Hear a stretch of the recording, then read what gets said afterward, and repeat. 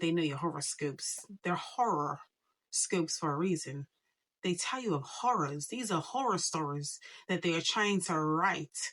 Could your zodiac signs and horoscopes be detrimental to your health? Well, according to Healthline.com, in an article titled, "What Does Your Star Sign Say About Your Health?" Your star signs and your horoscopes have side effects. Just like everything being administered, there are side effects. Our God said in Jeremiah 29:11 that He knows the plans He has for you. Plans not to harm you, plans to give you hope and an expected future. These horoscopes, they're nothing like that. They predict bunions and corns and strep throat and overeating and obesity and sexually transmitted diseases, the things that we don't see in the fine print, the clauses. Look, we just got to pause for the cause. Operation Destination, got a situation. Operation Destination, bringing us a little shot. We're Healing Hearts TV. Operation Destination. Welcome to Healing Hearts TV, and I'm your host, Queen Melody. Could your zodiac signs and horoscopes be detrimental to your health? Well, according to Healthline.com, in an article titled, "What Does Your Star Sign Say About Your Health?" medically reviewed by Dr. Natalie Butler, RDLD, and Susan York Morris, they are detrimental to your health. Your star signs and your horoscopes have side effects. Just like everything being administered, there are side effects. Would you like to hear some of them? Well, listen up. There has been an edict written about you who affiliate yourselves with the zodiac signs and the horoscopes. There are fallen angels that govern these zodiac signs. A demon will never bless you. A demon will never be totally truthful to you. They always hide and masquerade because Satan is the father of lies. So let me tell you a little bit about what this article says. Because this period of time is a so-called Cancer season, let's start there. According to this article, depression is a common affliction among emotional Cancerians. To console themselves, Cancerians turn to food and often fight obesity, which can be depressing. Unfortunately, Cancerians are also prone to digestive woes, which are further exacerbated by overeating. What? Let me get on to the Scorpio. Sex hormones tend to ebb and flow more erratically in the Scorpio. On one extreme, this can lead to celibacy. When hormones swing in the other direction, Scorpio is vulnerable to consequences such as sexually transmitted diseases. So let's get on to the Aries. Their heads, brains, and face are affected. Go get them, Arians. Thrive on a challenge and excitement, but self-imposed physical and mental stress can lead to headaches, migraines, and strokes. Although prone to stress, Arians still need a fair amount of stimulation lest they fall prey to depression. Are you a bold Arian? Don't blame it on genes, blame it on the stars. What? Let's get on a little further. Taurus.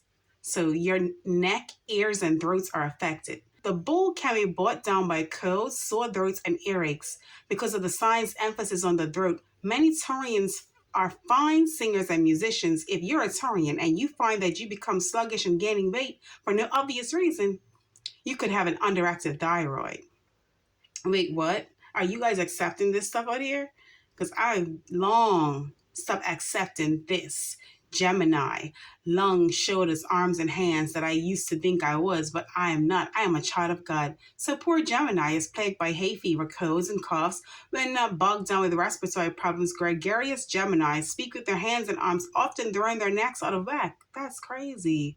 The evil twin of the lively Gemini is nervous and negative. It's not uncommon for Geminis to suffer from generalized anxiety disorders, insomnia, and nervous exhaustion.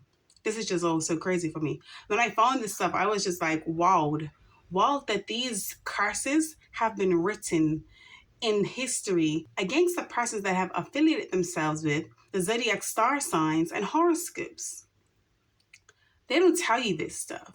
No, they don't tell you this in the edict, but it's laid on in the fine print, and I found the fine print for you.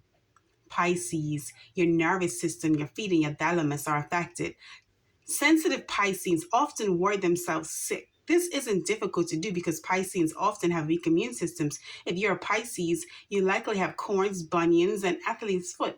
If you don't have these conditions, they may be in your future. How's that for a horoscope? Deuteronomy 4:19 says, "And when you look up to the sky and see the sun, moon, and stars, all the forces of heaven, don't be seduced into worshiping them. The Lord your God gave them all to the peoples of the earth." In Isaiah 47:13 to 14, the Lord has warned us about these astrologers. The Lord has warned us about this evil. And it says, "All the counsel you have received has only worn you out. Let your astrologers come forward, the stargazers who make predictions month by month. Let them save you from what is coming upon you. Surely they are like stubble. The fire will burn them up. They cannot even save themselves from the power of the flame. These are not coals of warmth. This is not a fire to sit by." So let me tell you this quick story about the astrologers and some of their friends, right? So in Daniel 2, King Nebuchadnezzar has this crazy, disturbing dream. He couldn't even sleep. He called in all of his astrologers, the enchanters, the sorcerers, and the magicians. All of them he had to his disposal anytime he had a dream or anything going on, right? But he always told them what the dream was. And then they would in turn interpret it their way by using the stars or their crystal balls or their crystals or magic or whatever they did, right? But this time, King Nebuchadnezzar was not interested in telling them anything. He said, "If you're so wise, today you're going to tell me my dream and the interpretation of it." They was like, "Come on, King Nebuchadnezzar, who can do that? Nobody can tell you your dream that you had." He said, "I'm very serious about this. I need to know my dream. And I need to know the interpretation. If not, I am going to tear you from limb to limb and burn all your houses down and turn them into rubbish heaps." And, ooh, man, that was a serious decree. And they could not do it. So he sent Arioch, the commander of his guard, to go and find every one of them, every sorcerer, every magician, even Daniel, Shadrach, Meshach, and Abednego, because they were the wise men in his kingdom, right? But Daniel, and all the wisdom that God had given him in his discretion, he asked Arioch to let him know, like, what was going on? Why the king's acting crazy? Like, why all of a sudden he's trying to just eat everybody, right? And so he told him, and he begged the king for a favor. He said, "Just give me one night. Just give me a little time. Let me pray to my God." So Daniel knew that only God could give a man a dream, and only God knew the interpretation of those dreams. Why are we waking up in the morning and going to Chat GPT and Google and finding out what the astrologers have to say about our day and our future in the horoscopes and the magazines and online and all sorts of crazy stuff that we turn to, and we can just pray. Ask God, "God, what was this about? Like, can you please give me the wisdom, the knowledge, the understanding to understand what I just saw? Because that was all too crazy for me. Help me, please." Like, talk to God and tell him, like, you can express your feelings and don't be disrespectful, but express your feelings. After all, he gave it to you in the sequence that he gave it to you in. You got to go look at 5 different prompts asking what this part means, what that part means, and God would just reveal to you what he showed you. The astrologers, they had no clue. The astrologers had no clue what King Nebuchadnezzar dreamt. And King Nebuchadnezzar understood from that God, the only one and true wise God, was with Daniel. He understood it, man. Yeah, he went back to his astrologers and magicians because he kind of liked what they could do when they did what they did. But you know what I mean? He knew that anything Daniel said, he listened more keenly to that, right? And so I want to implore you today. These astrologers, they know your horoscopes. They're horror scopes for a reason. They tell you of horrors. These are horror stories that they are trying to write for your future. Our God said in Jeremiah 29:11 that he knows the plans he has for you. Plans not to harm you, plans to give you hope and an expected future. These horoscopes, they're nothing like that. They predict bunions and corns and strep throat and overeating and obesity and sexually transmitted diseases, the things that we don't see in the fine print, the causes. Look, we just got to pause for the cause. Think about it. Unlearn the lies. Understand who's really in control, who created you. How could someone that didn't create you know your future and where you're going? Let's get it together.